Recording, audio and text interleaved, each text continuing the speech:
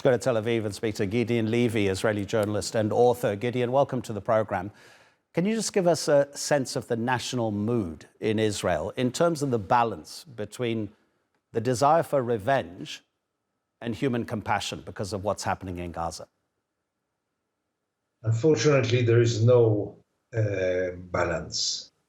You forgot one element which must be added to this, and this is the care about the hostages, which is right now the dominant sentiment.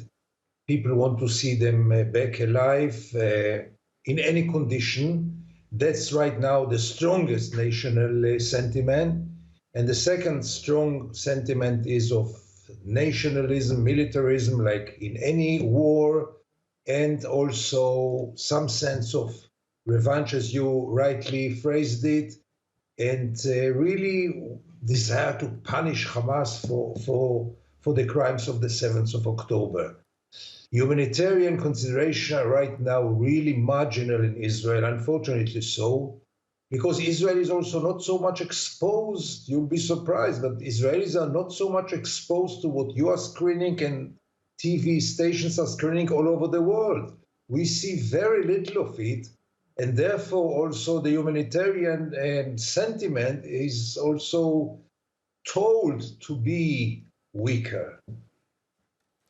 Yeah, as you say, I mean, these pictures that we're showing live possibly indicating, I'm not a military man, Gideon, but it possibly indicates another strike of some sort, whether from the air or artillery. And we know that the majority of the fatalities in Gaza have been of women and children. And as you say, in Israel, the whole matter is complicated by the capture of these more than 200 hostages that Hamas has. How do you think the Israeli government is proceeding with this very delicate issue, considering we know that it's not only Hamas holding the hostages, but other groups inside Gaza, which may have loyalty to Hamas, but may not take their orders? There is a big talk about a small deal which is around the corner. I'm not sure. I mean, nobody knows exactly the details. The talk is about dozens of hostages, mainly women and children and elder people, who will be released, up to 100. But, you know, it's still very, very fragile.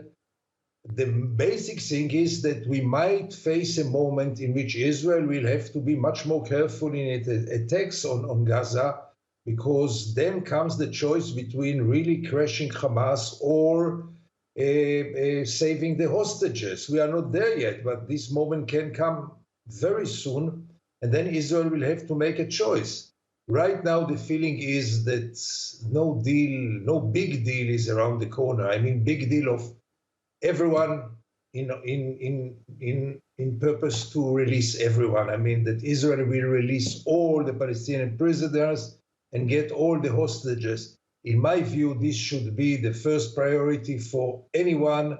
It will do good to Israel. It will do good also to the Palestinian people.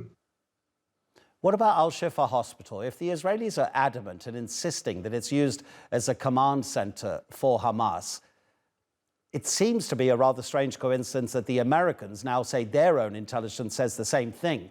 And it's slightly bizarre to the outside world that neither the Americans nor the Israelis are able to present any evidence for what they believe is happening in terms of Hamas using al-Shifa. Why wouldn't they present the evidence? The coming hours will be crucial, because evidences should be presented soon, as Israeli soldiers are inside the hospital. And I'd rather be cautious now and say nothing. You are totally right that until now there were no evidences presented. But, you know, let's give them the chance of a few more hours. I really hope there will be found evidences, because if not, the Israeli policy will be really questioned all over the world. But let's live with the doubt until the evening or tomorrow morning.